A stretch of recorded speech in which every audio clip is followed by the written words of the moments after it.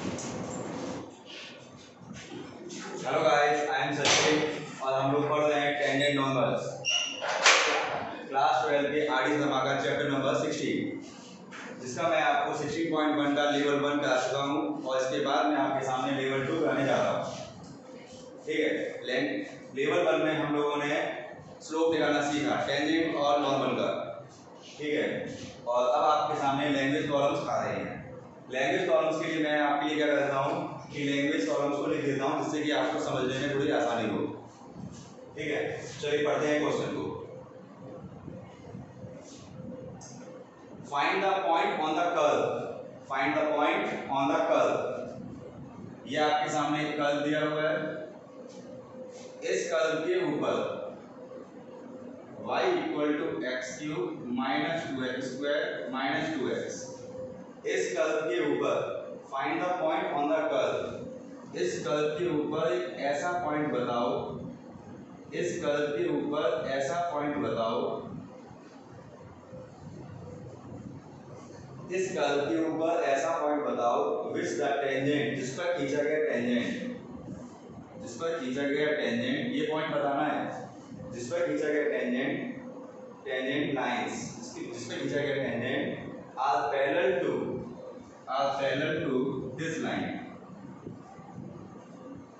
Are parallel to this line. ठीक है, देखिए एक सबसे बड़ी बात यह है, टेंजेंट लाइंस बोला है। अब आप कहेंगे सर एक पॉइंट पर बहुत सारे टेंजेंट्स का होते हैं। ठीक है, तो यहाँ पर भी फाइंड द पॉइंट्स होगा, find the points on the curve.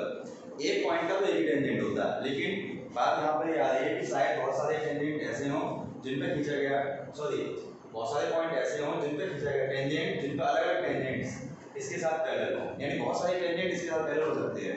बहुत सारे मतलब ये 50 एक से ज़्यादा टेंजेंट्स इसके साथ पैरेलल हो सकते हैं। ठीक है, ओवरऑल बात ये है, देखो एक चीज हो सकता है एक से ज़्यादा कितने हो पता नहीं, लेकिन हम मान के चलेंगे फिलहाल एक।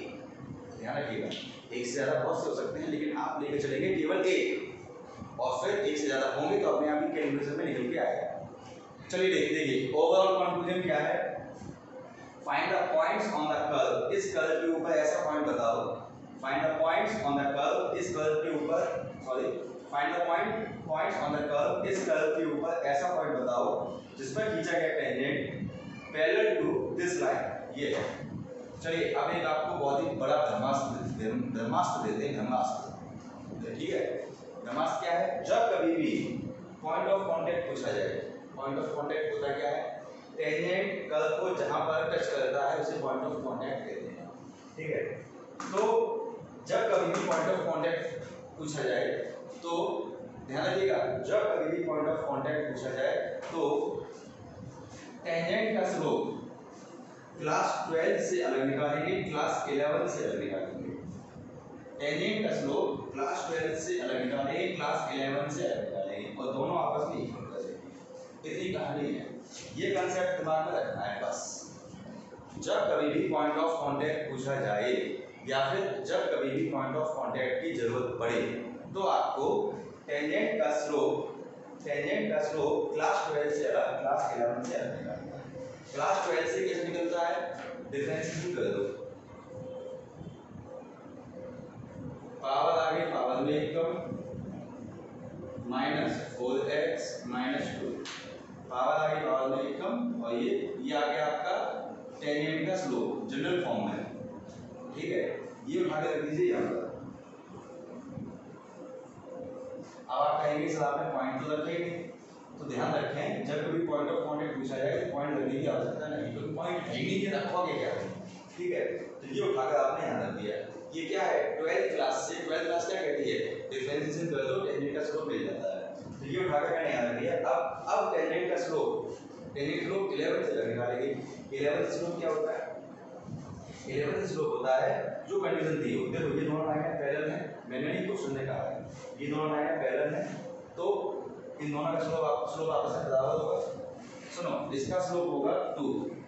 जब y सेपरेट होता है तो x के कोएफिशिएंट को 2, जब y सेपरेट होता है तो x के कोएफिशिएंट को स्लोप कहते हैं। हम लोग आज पिछले वीडियोस में पढ़ चुके हैं।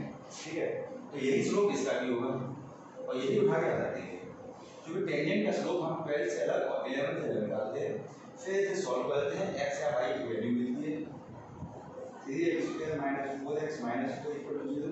इसे ऐसे एडजस्ट करो कि x की वैल्यू आ जाए, मिडिल स्क्वायर लग जाएगी 3x² - 6 - 2x - 4 ब्रैकेट्स खोलेंगे 3x² - 6x + 2x - 4 3x common लेंगे तो x - 2 + 2x - 2 x - 2 whole common 3x + 2 = 0 line लीजिए तो x - 2 = 0 3x + 2 = 0 x की वैल्यू 2 x की वैल्यू -2/3। अब देखिए इन दोनों वैल्यू का करना क्या है, x = 2 और x = 2/3 -2/3 ये वैल्यू उठाकर कॉलम में रखो 8 8 4 -4 एक पॉइंट ये आ गया आंसर। ये एक पॉइंट होगा जहाँ पर खिंचाएगा टेंजेंट, इसके साथ पैरेलल होगा। x की वैल्यू ना रखो y की वैल्यू ये जाएगा आपका -8/27 और 4/9 8/9 माइनस प्लस हो जाएगा ये 4/3 एलसीएम ले लिया आपने 27 -8 54 और 9 ये हो गया तुम्हारा 52 माइनस का 62 और प्लस का 36.27 भाई आ गया आपका 6 × -27 ये पॉइंट आ गया। एक बार करेक्शन कर लेते हैं, ये भाग में रखा तो माइनस का 2 के बाद होगा, सॉरी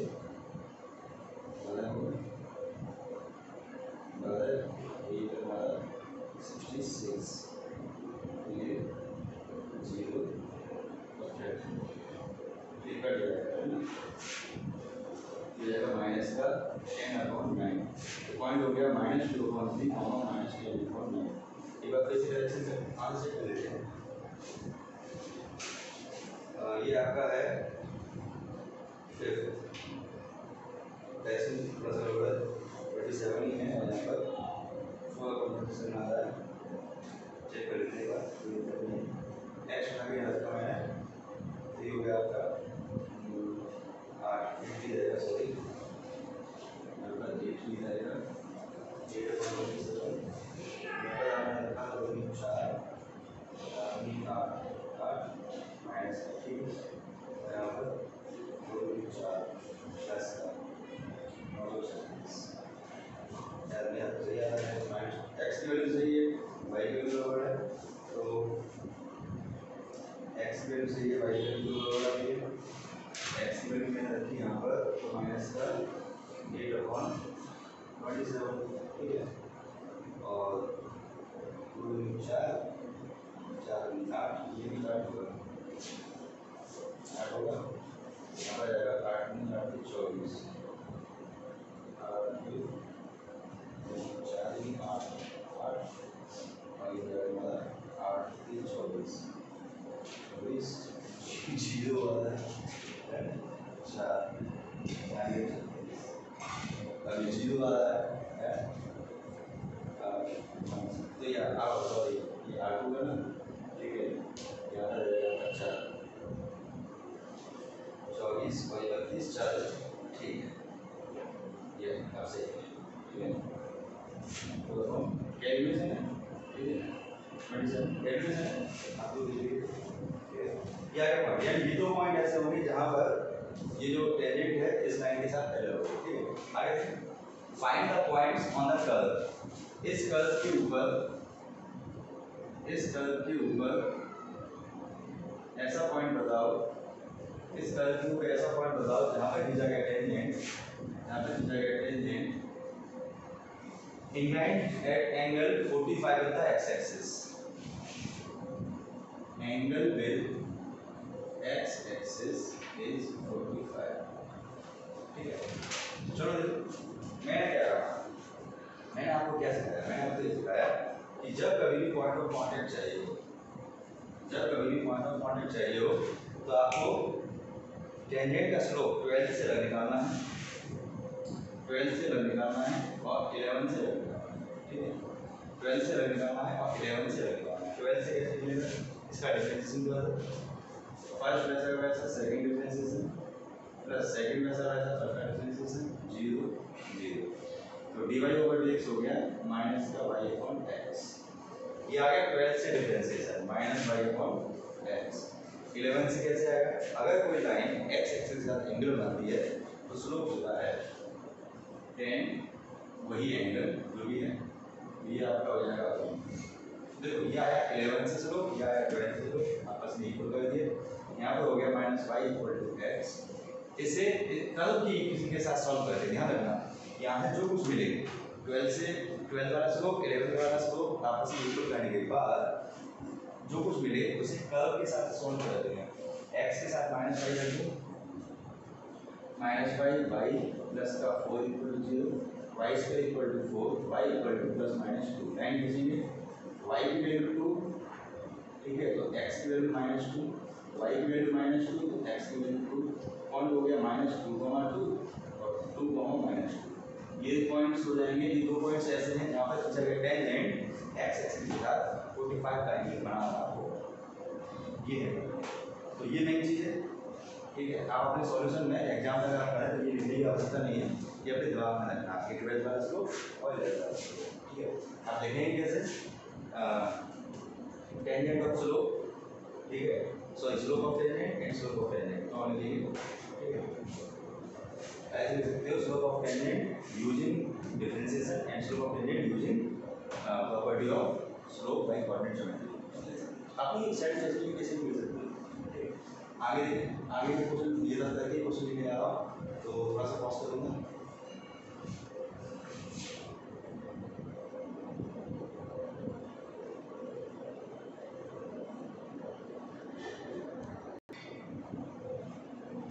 चलिए देखिए, जैसे देखिए सबसे पहले हम लोग लैंग्वेज से फिगर बनाना सीखे हैं, ठीक है। लैंग्वेज से फिगर बनाना सीख जाते तो काफ़ी अच्छा हेल्प मिल जाती है, ठीक है। Find the point on the curve, इस कर्व के ऊपर ऐसा पॉइंट बताओ, इस कर्व के ऊपर ऐसा पॉइंट बताओ जिस पर खींचा गया टेंजेंट का slope, slope of tangent is equal to, जिस पर खींचा गया टेंजेंट उसका slope, slope of tangent equal to x coordinate, equal to x है। टेंजेंट का स्लोप ये दिया हुआ x के इक्वल है।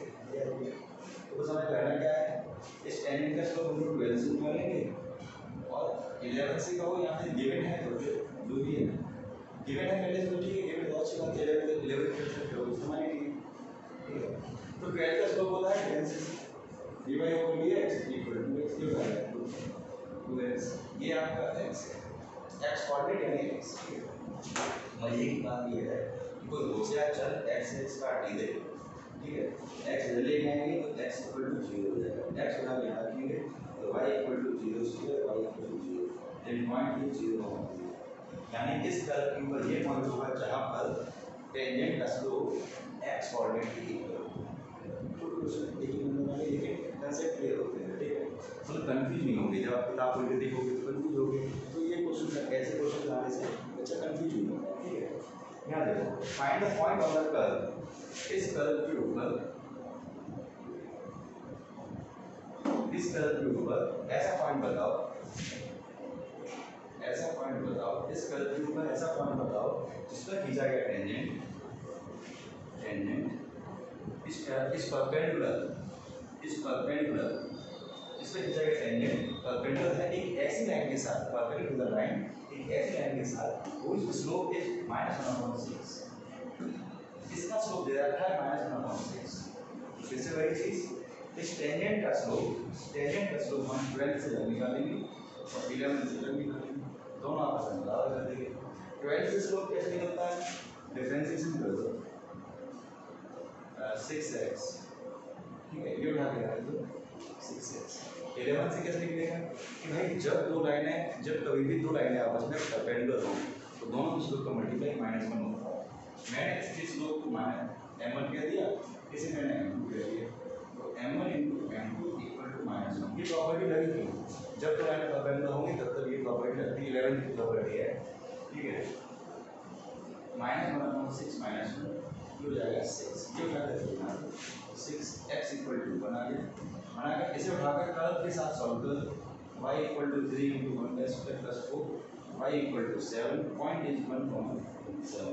ये पॉइंट होगा जहाँ पर खींचा गया टेंजेंट इस लाइन के साथ परपेंडिकुलर होगा। तो बस सिंपल सी बात है, 12 से निकल आ गया इसको इक्वल टू 11 से निकल आ गया इसको। ठीक है, स्क्रीनशॉट ले लीजिए। मैं आगे फिर दो क्वेश्चन लिखता हूँ।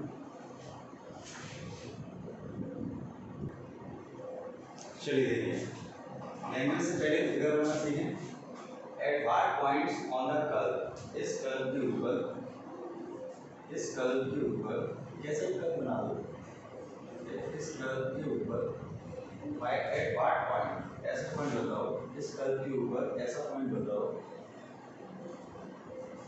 इस कर्व के ऊपर ऐसा पॉइंट बताओ जिस पर खींचा गया टेंजेंट, एक ऐसी लाइन के साथ परपेंडिकुलर है, एक ऐसी लाइन के साथ परपेंडिकुलर है जिसकी इक्वेशन जो है इस कर्व के ऊपर ऐसा पॉइंट बताओ जिस पर खींचा गया टेंजेंट ऐसी लाइन के साथ परपेंडिकुलर है जिसकी इक्वेशन दे दो। ठीक, तो ये पॉइंट है। तो पॉइंट ऑफ कांटेक्ट मिलता कैसे है? टेंजेंट का स्लोप 12 से 11 निकालो और 11 से 11 निकालो। ठीक है, 12 से कैसे निकलता है? डिफरेंस में तो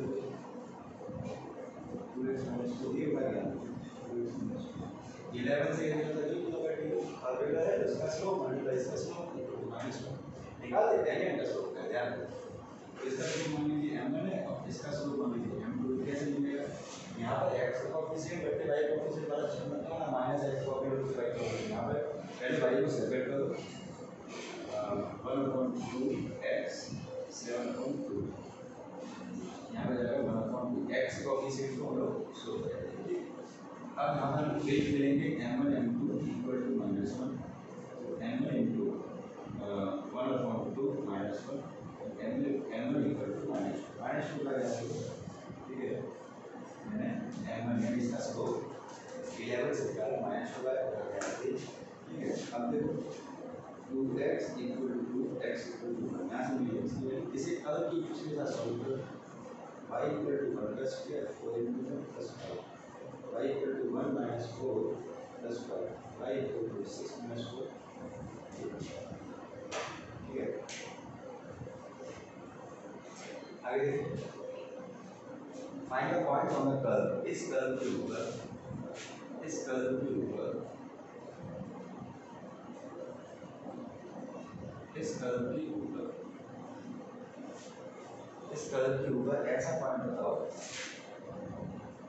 ऐसा पॉइंट बताओ जिस पर खींचा गया टेंजेंट,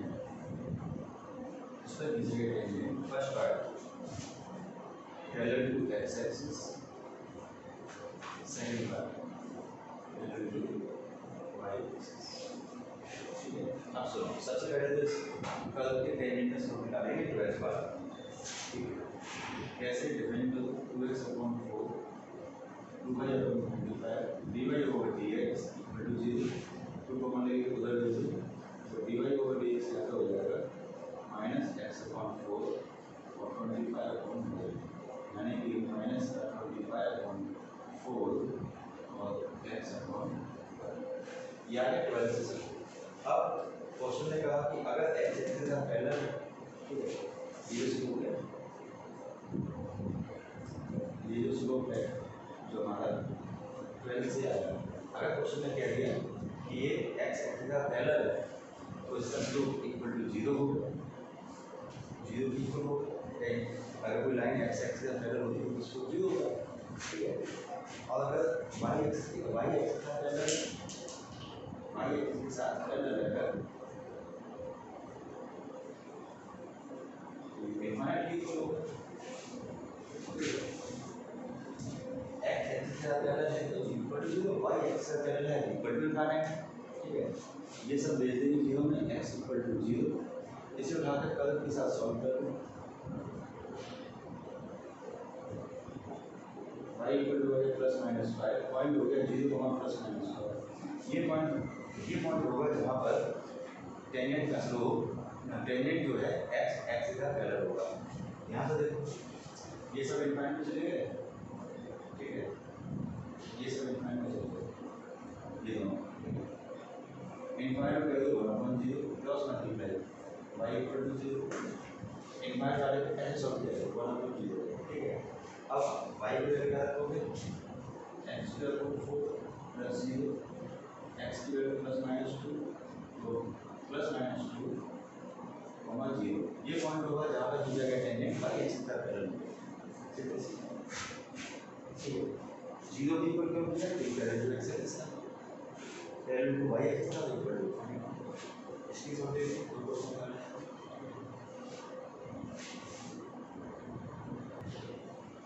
चलिए ये दो क्वेश्चन होते हैं। Find the points on the curve, इस कर्व के ऊपर, इस कर्व के ऊपर ऐसा पॉइंट बताओ,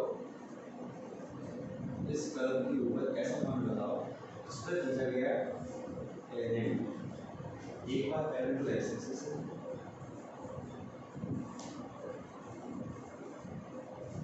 और एक बार पैरेलल टू y एक्सिस है, ठीक है। पहले वही चीज, पहले इसका टेंजेंट शुरू कराएंगे 12th क्लास से, 2x 2y dy/dx -2 equal to 0, तो dy/dx इसका आ गया 2 कॉमन लेकर 1 माइनस x अपॉन y, ठीक है।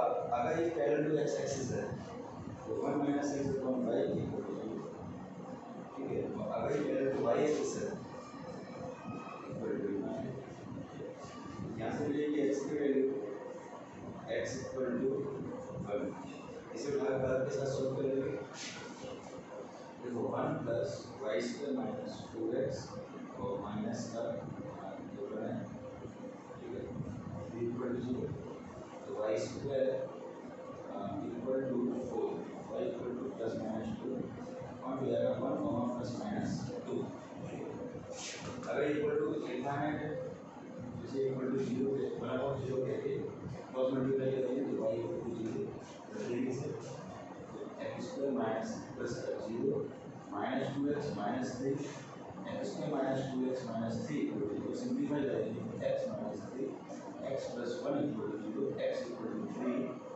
कॉमा माइनस 1, पॉइंट हो जाएगा 3 कॉमा 0 माइनस 1 कॉमा 0। इन दोनों पॉइंट्स पर टेंजेंट y एक्सिस का पैरेलल हो गया और इन दोनों पॉइंट्स पर टेंजेंट x एक्सिस का पैरेलल। फिर find the points on the curve, इस कर्व के ऊपर ऐसा पॉइंट बताओ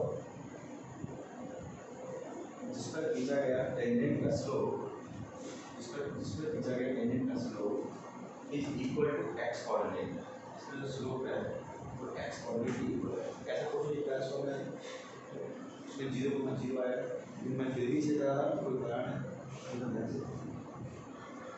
देखिए सिंपल सी बात है, 12 से स्लोप निकालेंगे और 11 से निकालेंगे, 11 की आवश्यकता नहीं है, स्लोप दिया है बेटा, तो 12 से स्लोप dy/dx 3x स्क्वायर और x की इक्वल दिया होगा, यहाँ पर x से x काटना नहीं होगा, बराबर हो जाओगे, क्या करोगे 3x square minus x equal to 0, x common दिया 3x minus 1 equal to 0, x की वैल्यू आ गई, एक आ गई 0 और एक आ गई 1। अगर आपने यहाँ पर x से x काट दिया होता तो x की वैल्यू 1 गायब हो जाती, वही आंसर कम हो जाता, नंबर कट जाते, ठीक है, नंबर कट जाते। ये x की वैल्यू 0 का रखो, y इक्वल टू 0, 1 पॉइंट दिया है, इसे उठा के रखो y इक्वल टू 1/3 का स्क्वायर, तो y इक्वल टू 1/27, ये पॉइंट हो गया, एक हो गया 1/3 कॉमा 1/27। तो ये दो पॉइंट है जहाँ पर खींचा गया टेंजेंट का स्लोप x कोऑर्डिनेट के इक्वल होगा, ठीक है। तो ये दो क्वेश्चन और इसकी छोटी लीजिए, इस जैसा का 16.1 एक्सरसाइज खत्म होती है। अगर छोटी की प्रॉब्लम है तो आप मुझे जरूर पूछिएगा व्हाट्सएप पर, वो मेरा नंबर है व्हाट्सएप नंबर, ठीक है, कॉल कर सकते हैं, व्हाट्सएप पूछ सकते हैं, ठीक है। और 16.2 शुरू करेंगे, वो भी लेवल 1 और लेवल 2 के साथ करेंगे, 16.3 वो यही टोटल कर देंगे और हमारे 5 लेक्चर दिए जाएंगे इस चैप्टर के लिए, ठीक है। इसके बाद आपका शुरू का इंफिनिटी, उसके बाद आपका मैक्सिमम और बहुत ही जल्द स्टार्ट होने वाला है आपका इंटीग्रेशन। ठीक है, इंटीग्रेशन स्टार्ट होने वाला है। ये मानिए आप बता रहा हूँ 2 2 3 4 5 5 5 के बाद 5 लेक्चर चला 5 6 ये भी 10 11 लेक्चर के बाद आपका इंटीग्रेशन स्टार्ट होगा। यानी कि 3-4 दिन के बाद 5 से 5 दिन के बाद मैक्सिमम 5 दिन के बाद आपका इंटीग्रेशन स्टार्ट हो जाएगा। तो उसकी प्रैक्टिस करिएगा बहुत अच्छी। पूरा डिफरेंशिएशन और प्रैक्टिकल डिफरेंशिएशन एचओडी मैंने आपका समझाने जा रहा हूँ। ठीक है, ओके बाय।